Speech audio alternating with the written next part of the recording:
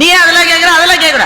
அவனுக்கு கேள்வி இருக்கிறது. ஏன் கேள்விகள் முக்கியமானவை என்றால், நல்ல கேள்விகள் எழுப்பப்பட்டால் தான் நல்ல பதில்கள் உருவாக முடியும். கேள்விகள் சரியாக இருந்தால் தான் பதில்கள் நம்மை சிந்திக்க தூண்டுகிற பதில்களாக இருக்க முடியும். நான் என்ன பண்ணினா, அந்த பையன்ட்ட, சரிப்பா இதுக்கப்புறம் எனக்கு இந்த கதையை சொல்ல தெரியல, இந்த கதைய நீ சொன்னா எப்படி சொல்லு, நீயே you start your own story. ஏன்னா பாதி கதை முடிஞ்சிருச்சு. இப்போ கதை எது மட்டும் வந்துருச்சு, காக்கா மரத்துல உட்காந்து வடைய வச்சுட்டு இருக்கிற மட்டும் கதை வந்துருச்சு, நரியும் வந்தாச்சு. இதுக்கு பிறகு இந்த கதையை எப்படி எடுத்து செல்வதுன்னு நீயே ஒரு முடிவு பண்ணுன்னு சொன்ன. உண்மையில அந்த பையன் சொன்ன கதை காலங்காலமாக சொல்லப்பட்ட கதையை போலவே சுவையாக இருந்தது. அவ கொஞ்ச நேரம் யோசிச்சுட்டு சொன்னா, இந்த நரி சொல்லிச்சு, காக்கா நீ பாடு. காக்கா பாடவே இல்லை. ஏன்னா சும்மா எதுக்கு பாடணும், ஏதாவது கிடைச்சாதானங்க பாட முடியும், நான் எதுக்கு சும்மா பாடணும். நரி சொல்லிச்சு, நான் டான்ஸ் ஆடுறேன், நீ பாட்டு பாடு என்று. நரி நடனமாட, காக்கா பாட, வடை விழுந்தது. நரி வடையை கவ்வி கொண்டு நேரே போய் பாட்டியிடம் அந்த வடையை திரும்பி கொடுத்தது. ஏனென்றால் பாட்டி தான் அந்த நரியை வளர்த்துட்டு இருக்காங்கன்னு கதையை சொல்ற. ஏய் பாட்டி ஏண்டா போய் போய் நிறைய வளர்க்கணும். கேள்விகள் வருகிறது. ஆனா அவன் சிந்திக்கிற பாணியில ஒரு புதுமை இருக்குல்ல. அதுக்கப்புறம் ஒண்ணு சொன்னா பாருங்க, அதுதான் எல்லாத்தையும் விட டாப். காக்கா என்ன சொல்லிச்சு தெரியுமா? அப்போ வடை போச்சேன்னு காக்கா சொல்லிச்சு. இப்ப இத்தனை ஆண்டுகளாக கேட்டு வருகிற ஒரு கதையை மாற்ற வேண்டும் என்கின்ற அவசியம் இல்லாத போது அந்த கதையிலிருந்து இன்னொன்றை யோசிக்க வைக்கிறது பாருங்கள். அதுதான் மானுடத்தை செலுத்துகிற பாதை. கதைகள் இப்படித்தான் வளர்ந்து வருகின்றன. இன்னொரு உதாரணம் சொல்லிட்டா, இந்த புத்தக கண்காட்சியில் எழுத்தாளர் சுஜாதாவினுடைய நிறைய புத்தகங்கள் இருக்கும். எத்தனை ஆண்டு காலமானாலும் படிக்கிறவர்களுடைய நெஞ்சில் இருந்து நீங்காத கதைகளை எழுதிவிட்டு சென்றிருக்கிற மாபெரும் எழுத்தாளர். இப்ப மகாபாரதத்துல ஒரு கதை இருக்கிறது, நிறைய பேர் கேள்விப்பட்டிருக்கக்கூடிய கதை தான் அது. பஞ்ச பாண்டவர்கள் 5 பேரும் வனத்துக்கு போயிருந்தாங்க இல்லையா. காட்டுல இருந்த போது ஒரு நாள் ஒரு மானை துரத்தி கொண்டு எல்லாரும் ஓடினாங்க. அந்த மான் அவங்களுக்கு தண்ணி காட்டிருச்சு. அங்க ஓடி இங்க ஓடி இவங்களால மானை பிடிக்கவே முடியல. ரொம்ப தண்ணி தாகம், மிக மிக அதிகமான தண்ணீர் தாகத்தோடு அப்படியே அவங்க எல்லாம் உட்கார்ந்து கொண்டிருந்தார்கள். அப்ப நகுலன் மரத்துல ஏறி பார்த்தான். கொஞ்சம் தூரத்துல ஒரு ஏரி மாதிரி தெரிஞ்சுது, ஒரு குட்டை மாதிரி தெரிஞ்சுது. நான் போய் தண்ணி எடுத்துட்டு வரேன்னு போனான். அவன் தண்ணி எடுக்க போற போது ஒரு குரல் கேட்டது. நான் இந்த ஏரியினுடைய காவலன் நான் தான், நான் ஒரு யக்ஷன், என்னுடைய கேள்விக்கு பதில் சொன்னா தான் நீ தண்ணியை குடிக்க முடியும் நான் சொன்னேன். கேள்வியாவது பதிலாதையோ தண்ணி தாங்க அடிக்குதேன்னு சொல்லி அவன் தண்ணியை குடித்த உடனேயே நகுலன் அந்த இடத்திலேயே விழுந்து மரணம் அடைந்து விடுகின்றான். ரொம்ப நேரம் அவன் வரலான்னு சகாதேவன் அனுப்புறான். சகாதேவனுக்கு அதே தான் நடந்தது. அப்புறம் பீமன் அனுப்புறாங்க. பீமன் சும்மா இருப்பானா? ஏ அசரீரி, நீ என்ன கேள்வி கேட்க, கொன்றுவன், தண்ணியை குடிச்சிட்டு வர இருந்து தண்ணியை குடிச்சு அவனும் செத்துட்டான். கடைசியில் வந்தது அர்ஜுனன். அவனை போன்ற ஒரு வீரன் நம்முடைய எந்த இதிகாசத்திலும் சொல்லப்படவில்லை. அவன் எல்லா இடத்திலையும் அம்பு அடிக்கிறான். அசரீரி தான் எங்க இருக்குன்னு தெரியல, நீ அம்படிச்சு என்ன பையன்? அவனுக்கும் தண்ணி தாக இருக்கும் தானே, தண்ணீரை குடிக்கிறான், அவனும் இறந்துட்டான். கடைசியா யார் வர்றாரு? நம்ம தர்மபுத்திரர் வர்றாரு. என்னடா போன தம்பி ஒத்தனையுமே காணுமே. அவருக்கும் ரொம்ப தாகம். பார்த்தா 4 சகோதரர்களும் இறந்து கிடக்கிறார்கள். மகாபாரத கதைப்படி என்ன நடக்கிறது என்றால், 4 சகோதரர்கள் இறந்து கிடப்பதை பார்த்த பிறகும் கூட தர்மருக்கு தண்ணீர் தாகத்தை துறக்க முடியவில்லை. சரி தண்ணியை குடிச்சிட்டு தம்பியை பார்க்கலாம் தண்ணி குடிக்க போகும்போது அசரீரி சொல்கிறது, என் கேள்விக்கு நீ பதில் சொன்னால்தான் இந்த தண்ணீரை குடிக்க முடியும், ஏனென்றால் இது என்னுடைய ஏரி. தர்மபுத்திரர் இருப்பதிலேயே பொறுமைசாலி. தாகத்தெல்லாம் கட்டுப்படுத்திக்கிட்டு சரி கேளுப்பா. அப்போ ஒருத்தர் நீ கேள்வி கேளுன்னு சொல்றதுக்கு என்ன தேவை? எனக்கு பதில் தெரியும் என்ற தன்னம்பிக்கை முதலில் தேவை. திருவிளையாடல் படத்துல நீங்க பாத்திருக்கீங்களா? நாகேஷ் கிட்ட சிவாஜி கேட்பாரு, கேள்விகளை நீ கேட்கிறாயோ அல்லது நான் கேட்கட்டுமா? நானே கேட்கிறேன், எனக்கு கேட்கதான் தெரியும் நாகேஷ் சொல்வார். நான் பதில் சொல்லுகிறேன் என்று ஒத்துக்கொள்ள வேண்டும் என்றால் அதற்கே ஒரு தன்னம்பிக்கை வேண்டும். நீ கேளு, நான் பதில் சொல்றேன். யக்ஷன் நிறைய கேள்விகளை கேட்கிறார். ரொம்ப அபாரமான பகுதி, அது முழுக்க சொல்வதற்கு நமக்கு நேரம் இல்லை. 1-2 மாத்திரம் சொல்றான். புல்லை விட எது வேகமாக வளரும் என்று யக்ஷன் கேட்கிறான். புல்லு ரொம்ப வேகமா வளர்ந்துருங்க, பாத்திருக்கீங்களா? புல் வச்சிருக்கிற வீட்டுல நீங்க பாத்தீங்கன்னா அப்படி அப்படி திரும்பறதுக்குள்ள வளர்ந்துரும். புல்லை விட எது வேகமாக வளரும் என்று யக்ஷன் கேட்க தர்மன் பதில் சொல்லுகிறான், கவலை என்று பதில் சொல்லுகிறான். என்ன அழகான பதில் இல்ல? கவலை என்பதுதான் வளர்ந்து கொண்டே போவது. ஒரு கவலையிலிருந்து இன்னொரு கவலை, ஒரு கவலையிலிருந்து இன்னொரு கவலை. பையனுக்கு கல்யாணமே ஆகலன்னு கவலை, கல்யாணம் ஆயிடுச்சுன்னா மாட்டு பொண்ணு மதிக்கவே மாட்டேன்றாளுன்னு கவலை.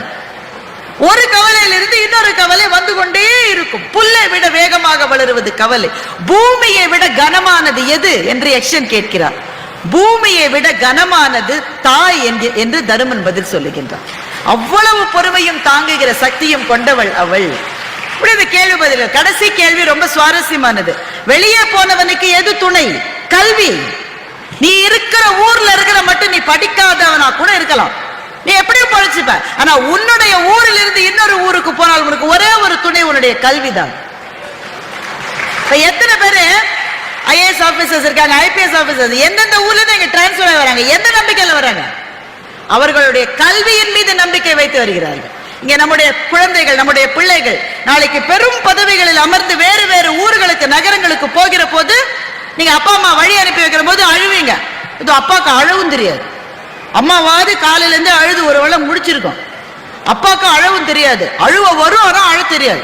அப்படியே மலங்க மலங்க நின்றுட்டு இருப்பாரு. எந்த தைரியத்தில் உங்கள் பிள்ளைகளை அனுப்புகிறீர்கள்? அவன் படிச்சிருக்கான், விவரம் தெரிஞ்சவன், எங்க போனாலும் நல்லா இருப்பான் என்ற ஒரு நம்பிக்கையை தருவது எது? கல்வி மாத்திரம் தான். அவ்வளவு ஆயிரம் ஆயிரம் ஆண்டுகளுக்கு முன்னால் சொல்லுகிறார், வீட்டை விட்டு வெளியே போனவனுக்கு எது துணை? கல்வி. வீட்டிலேயே இருப்பவனுக்கு எது துணை? அவனுடைய மனைவி என்று பதில் சொல்லுகிறார். அது வயசான காலத்தில் இருக்கிறவங்களுக்கு நிச்சயமா தெரியும். ஒரு பயம் அதிக மாட்டோம், ஒரு பயம் அதிக மாட்டோம். பசங்க எல்லாம் பிஸியா இருப்பாங்க, பேரன் பத்தி எல்லாம் பிஸி ஆயிடுவாங்க. ஆபீஸ்ல ரிட்டையர் ஆயிருப்பீங்க, ரிட்டையர் ஆகிற அன்னைக்கு ஒரு மாலையை போட்டு வீட்டுல கொண்டு வந்து விட்டுருப்பாங்களே, அன்னைக்கு ஃபேர்வெல் அன்னைக்கு உங்களை புகழ்ந்து பேசியிருப்பாங்களே. வீடு மட்டும் எது கொண்டு வந்து விட்டுட்டு போறாங்கன்னா, இந்த ஆளு திரும்ப வந்துடக்கூடாதுன்ற ஒரே ஒரு காரணத்துக்கு.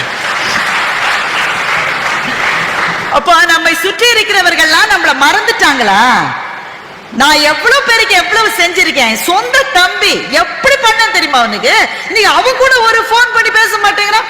இந்த கவலை வருகிற போது உங்களுக்கு கொஞ்சம் உடம்பு முடியலையோ இல்ல மனசு சரியில்லைன்னா துணையாக இருக்கக்கூடியது ஒரே ஒரு ஆள் தான். எந்த ஆளை உன்னை கல்யாணம் கட்டினதுல இருந்து எனக்கு எந்த சுகமும் இல்லைன்னு நீங்க சொல்லிட்டு வந்தீங்களோ அந்த ஒரே ஒரு ஜீவன் தான் உங்களின் கூடயே இருக்கக்கூடிய ஜீவன். வீட்டிலே இருப்பவனுக்கு எது துணை? அவனுடைய மனைவி. எவன் நிம்மதியானவன்? எவனுக்கு கடன் இல்லையோ, எவன் பிழைப்புக்காக வெளிநாட்டுக்கு போகவில்லையோ, எவன் மதிய உணவை தன்னுடைய வீட்டிலே ஒரு சோறும் கீரையும் தின்கிறானோ அவன் மாத்திரமே மகிழ்ச்சியாக இருக்கிறவன் என்று தருமன் பதில். இது ரொம்ப சுவாரஸ்யமானது. இந்த டாபிக்ல ஃபுல்லா பேசலாம். இந்த கதையை எதுக்கு சொல்ல வந்தேன்னா, கதை எப்படி முடியுதுன்றது தான் ரொம்ப முக்கியம். எல்லா பதிலையும் தர்மன் கரெக்டா சொல்லிடா. கடைசி கேள்வி, இந்த உலகில் எது மிக ஆச்சரியமானது? தருமன் சொல்லுகிறான், தினம் தினம் எல்லாரும் மரணமாவதை பார்த்து கொண்டும் நான் மாத்திரம் நிலையாக வாழ்வேன் என்று ஆணவத்தோடு சில பேர் இருக்கிறார்களே, அதுதான் ஆச்சரியமானது என்று தருமன் பதில் சொல்லுகிறார். இப்ப யக்ஷனுக்கு சந்தோஷம். ஏன்னா எல்லா கேள்வியிலும் ஸ்டூடெண்ட் நல்ல மார்க் வாங்கினா டீச்சருக்கு எவ்வளவு சந்தோஷமா இருக்கும். ஐயோ நல்லா எழுதிருக்கான், நல்லா எழுதிருக்கான், நல்லா எழுதிருக்கான் டிக்கு போடுது. டீச்சர்களுக்கே பல பிரச்சனைங்க. பாத்தீங்கல்ல, 2 டீச்சர்ஸ் சண்டை போட்டுக்கிட்டு செய்தியில வந்தது. பல பிரச்சனைகள். ஒன்னு பசங்க சொல்ல முடியல, எங்க டீச்சர்லாம் முட்டிக்கு முட்டி என்ன அடிக்கும். ஆனா இன்னைக்கு எந்த டீச்சர் ரொம்ப அடிச்சாங்களோ அவங்க தான் என்னுடைய நினைவிலே ரொம்ப நல்லா ஞாபகம் இருக்காங்க. நான் ரொம்ப கிளாஸ்ல பேசுவேன், ரொம்ப கிளாஸ்ல அதிகமா பேசுற ஆளு நான் தான். கடவுள் பிறக்கிற போது என் தலையில எழுதிட்டாரு, நீ பேச வேண்டும். நான் தப்பா என்ன புரிஞ்சா பக்கத்துல இருக்கிற பிள்ளைகிட்ட பேசணும்னு நினைச்சுக்கிட்டு, அது எங்க அக்கா வேற அதே ஸ்கூல்ல படிக்கிறாங்க. இங்க இருக்கிற சின்ன பசங்களுக்கு எல்லாம் தெரியும், இந்த உலகத்திலேயே ரொம்ப பெரிய பிரச்சனை என்னன்னா நம்ம அக்கா நம்ம ஸ்கூல்லயே படிக்கிறது தான். அதை விட பெரிய பிரச்சனை. அதுவும் அந்த முதல்ல பிறக்கிறதெல்லாம் ரொம்ப நல்ல பிள்ளையாவே இருக்கும், நல்ல மார்க் வாங்கிடும், கிளாஸ்ல பேசாது. நம்ம 2வது 3வது பிறந்தது கொஞ்சம் அப்படி அப்படித்தான் இருக்கும். எங்க டீச்சர்ஸ் எல்லாம் அவளுடைய தங்கையா நீ அப்படி சொல்லி சொல்லி அடிப்பாங்க. ஆனா எனக்கு அடிச்சதெல்லாம் ஒரு மேட்டரே கிடையாதுங்க. அது எவ்வளவு உதவியா இருந்ததுன்னா, வாழ்க்கையில ஒரு கட்டத்துல எல்லாருக்கும் அடி விழும், எல்லாருக்கும் விழுறது தானேங்க. அது இல்லாத ஒரு மனுஷன் இந்த உலகத்துல இருப்பானா? இந்த அடி விழுற போது நான் நினைச்சுப்பேன், இதெல்லாம் ஒரு அடியா? எங்க கெமிஸ்ட்ரி டீச்சர் அடிச்சு அடிக்கி இதெல்லாம் ஜுஜுபி. இப்ப ஆசிரியர்கள் அடிக்க கூடாது, ஏன்னா நம்ம அந்த முடிவுக்கு சமூகம் வந்து விட்டது. ஆனா ஆசிரியர்கள் எதையுமே சொல்லக்கூடாது என்ற நிலையில் பிள்ளைகளினுடைய மனம் அவ்வளவு பலவீனம். ஒரு டீச்சர் முடியதானே வெட்ட சொல்லியிருக்கு, முடியதான் வெட்ட சொல்லியிருக்கு. தற்கொலை பண்ணிட்டானே அந்த பையன். முடிதானையா, நாளைக்கு வளர்ந்துருயா, இன்னைக்கு வெட்டினா நாளைக்கு வளரும். ஆனா அந்த குழந்தையினுடைய மனம் எவ்வளவு மென்மையான மனமாக ஆகிவிட்டது என்றால் இது கூட ஒரு அவமானம் என்று நினைக்கிற அளவு அந்த மனம் ஆகிவிட்டது. இது இன்றைக்கு சமூகத்தில் நமக்கு இருக்க மிகப்பெரிய பிரச்சனை. இங்க நிறைய பிள்ளைகள் இருக்காங்க, எல்லாம் அப்பா அம்மா இருக்கீங்க. இன்றைக்கு உங்களுக்கு இருக்கிற மிகப்பெரிய பிரச்சனை என்று நம்மிடம் கேள்வி கேட்டால், ஒவ்வொருத்தருக்கும் ஒரு பிரச்சனை இருக்குங்க. ஒருத்தருக்கு உடம்பு சரியில்லாம இருக்கும், ஒருத்தருக்கு காசு கம்மியா இருக்கும், எல்லாருக்கும் எல்லா பிரச்சனையும் இருக்கு. எல்லாவற்றையும் விட பெரிய பிரச்சனை, என்னுடைய குழந்தைகள் எந்த தவறான முடிவையும் எடுத்துவிடக் கூடாது என்ற பயம் இருக்கிறது பாருங்கள் இன்றைக்கு பெற்றோர்களுக்கு. அதை விட பெரிய பிரச்சனை எதுவுமே கிடையாது. அப்ப நீ படிக்கலனாலும் பரவாயில்ல சாமி, நீ யார கல்யாணம் பண்ணிக்கிறோம் பண்ணிக்கடா சாமி, ஐயோ அப்பா தப்பான முடிவு. இந்த நிலைமையில இன்னைக்கு பெற்றோர்கள் இருக்கிற, ஆசிரியர்கள் அப்படிதான். சாமி நீ தலையை வளர்த்தாலும் வள, மொட்டை அடிச்சாலும் அடி, படிச்சாலும் படி, படிக்காட்டாலையும் போ, நல்ல உசுரோட ஆயுசோட இருந்தா நல்லதுடான்ற நிலைமைக்கு வந்துட்டாங்க. ஆனா ஒரு நல்ல ஆசிரியருக்கு ஒரு நல்ல மாணவனை அடையாளம் தெரியும். எல்லா கேள்விக்கும் இந்த பிள்ளை எவ்வளவு நல்லா பதில் சொல்லியிருக்கு பாரு, சந்தோஷப்படுற மாதிரி.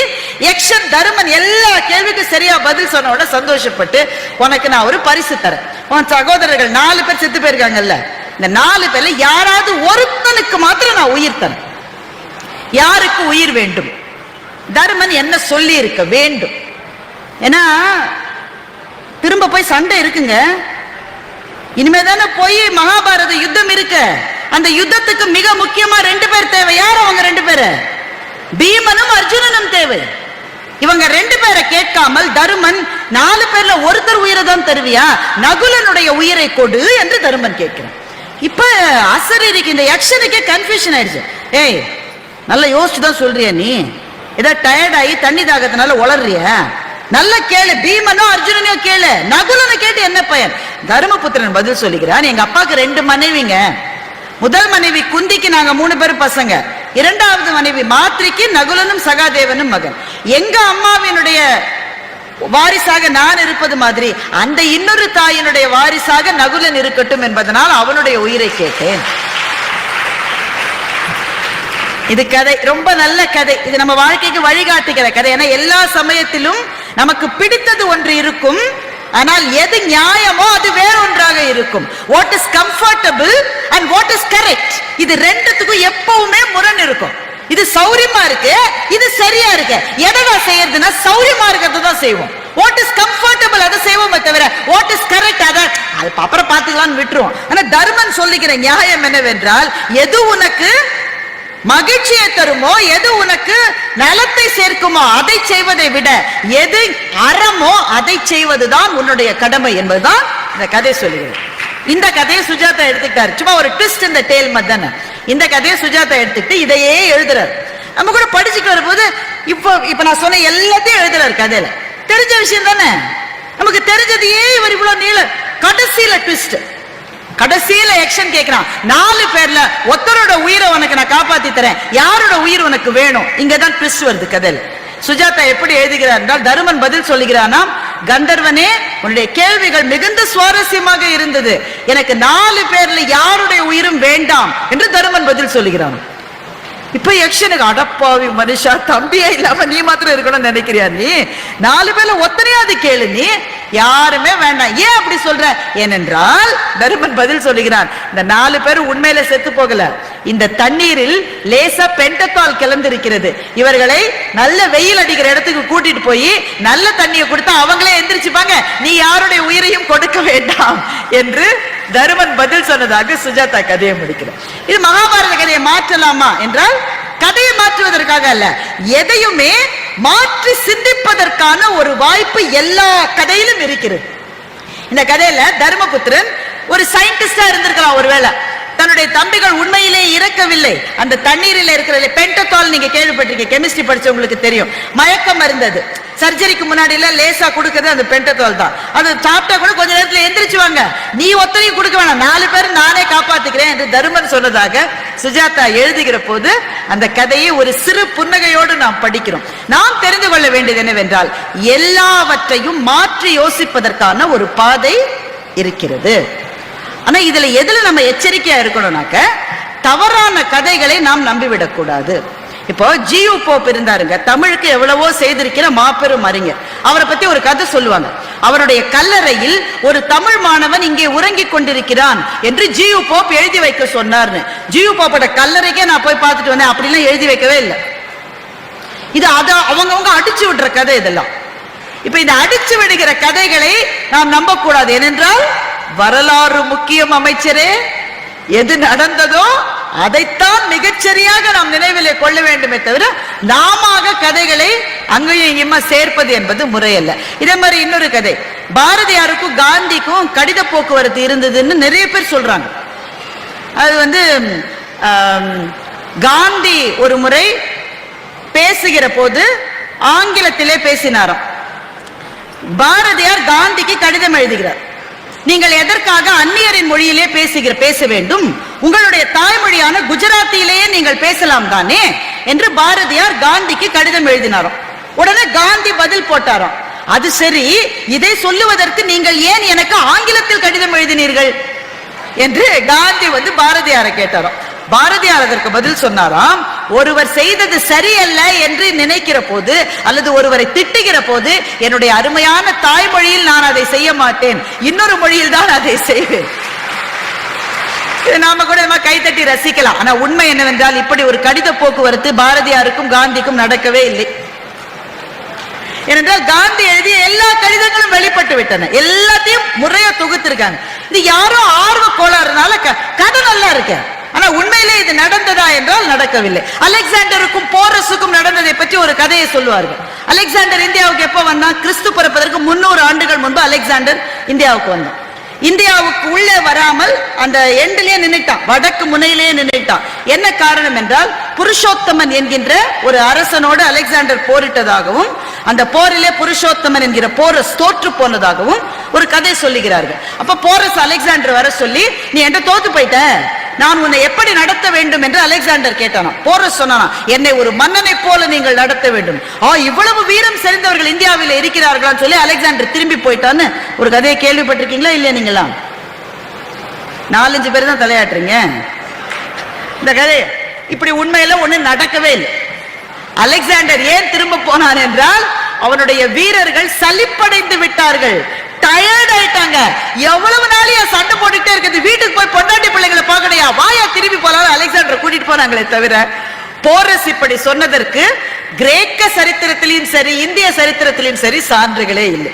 நம்ம அடிச்சு விடுறது தானே. அதுவும் வாட்ஸ்அப் வந்தாலும் வந்தது பாருங்க, என்னென்ன அடிச்சு விடுறாங்கன்றீங்க. நம்ம ஒன்றை பார்க்க ஆரம்பித்தால் அது உண்மைன்னு நினைச்சு நாம ஒரு 40 பேருக்கு அனுப்புறோம். வாட்ஸ்அப் யூனிவர்சிட்டியில வர கதைகளுக்கு எல்லையில இன்னொரு கதை இதே மாதிரி. நிலவிலே முதலில் ஆம்ஸ்ட்ராங் தான் இறங்கினார். அதற்கு என்ன காரணம் என்றால் 2 பேர் 3 பேர் போனாங்க, தெரியும் தானே உங்களுக்கு. நிலவுக்கு முதல் கல்லம் அப்போலோ, அதுல போனவங்க 3 பேர், ஆம்ஸ்ட்ராங், ஆல்ட்ரின், காலின்ஸ், 3 பேர் போறாங்க. இந்த 3 பேரில் அந்த நிலவுக்கு போய் அந்த இது கலம் இறங்கிய உடனே ஈகிள், அந்த கலத்தினுடைய பெயர் ஈகிள். ஈகிள் இறங்கின உடனே ஆல்ட்ரின் தான் இறங்கணுமா, ஆனா அவர் கொஞ்சம் தயங்கினாராம். அவர் தயங்குற நேரத்தில் ஆம்ஸ்ட்ராங் டமால்னு குதிச்சிட்டாராம். உடங்க அப்பா சாமிகளா. இப்போ பசங்கள்லாம் இருக்கீங்க, ஸ்கூல்ல மார்ச் பாஸ் போறீங்க இல்ல, கொடியை யார் தூக்கிட்டு போறதுன்னு யார் முடிவெடுப்பாங்க? பிடி டீச்சர் முடிவெடுப்பார், கரெக்டா? யாரு சொல்லிருக்காரோ அந்த பையன் தான் கொடி எடுத்துட்டு போகணும். இதை மாத்த முடியுமா? அந்த இடத்துல அந்த பையன் கொடி எடுக்க கொஞ்சம் தயங்கும் போது இன்னொரு பையன் கொடி எடுத்த என்ன நடக்கும்? பிடி டீச்சர் டமால்னு அடிப்பாரு. அந்த காலமா தான் அடிப்பாரு, இந்த காலமா தான் யோ உன்னெல்லாம் வச்சுக்கிட்டு எனக்கு எவ்வளவு கஷ்டம். So every task has a commander. அந்த கமாண்டர் யார் என்பது பூமியிலேயே முடிவு செய்யப்பட்டு விடுமே தவிர அங்க போயெல்லாம் முடிவு செய்ய முடியாது. அந்த இடத்துல என்ன நடந்தது என்றால் 1969ஆம் ஆண்டு ஜூலை மாதம் 20ஆம் நாள் அன்றைக்குத்தான் ஈகிள் என்கின்ற அந்த கலம், அப்போலோ என்பது விண்கலம், அதிலிருந்து புறப்பட்டு வந்த சிறு கலத்தின் பெயர் ஈகிள். ஈகிள் நிலவிலே தரை இறங்கியது. அப்போது கிரீன்விச் டைம் சரியாக 8:45 இரவு. இரவுல போய் இறங்கினாங்கன்னா இங்க இரவு, ஆனா நிலவில அது பகல் தான். 8:45 மணி ராத்திரிக்கு கலம் இறங்கி இருக்கிறது. அந்த கதவுகள் திறந்தது ராத்திரி 11:45 மணிக்கு தான். என்ன காரணம்? முன்ன பேர தெரியாத இடசாமி டமால் வெளியில குதிச்சு ஏதாவது ஒண்ணுன்னா 4 மணி நேரம் இட் வாஸ் அப்சர்வ்ட். வேற எந்த பாய்சனஸ் கேஸ் எதுவும் இல்லையா? அந்த நிலவுல எவனாவது ஒருத்தர் ஏற்கனவே இருந்திருந்தான்னா, முகமற்ற மனிதர்கள் மாதிரி யாராவது இருந்தாங்கன்னா, இதெல்லாம் அப்சர்வ் பண்றதுக்கு 4 மணி நேரம் கதவுகள் திறக்கப்படவே இல்லை. 11:45 மணிக்கு கதவு திறக்கப்பட்டது. கமாண்டரா யார் இருந்தாரோ அந்த ஆம்ஸ்ட்ராங் முதலில் தன்னுடைய காலை வைத்து இறங்கினார். அவர் இறங்கின பிறகு கூட ஆல்ட்ரின் இறங்கல. ஏனென்றால் தட் வாஸ் தி ஆர்டர். ஏன்னா கீழே இறங்கின பிறகு ஆம்ஸ்ட்ராங்குக்கு எதாவது ஆயிடுச்சுன்னா வீட்டுக்கு போய் செய்தியை சொல்றதுக்கு ஒரு ஆள் வேணும்ல.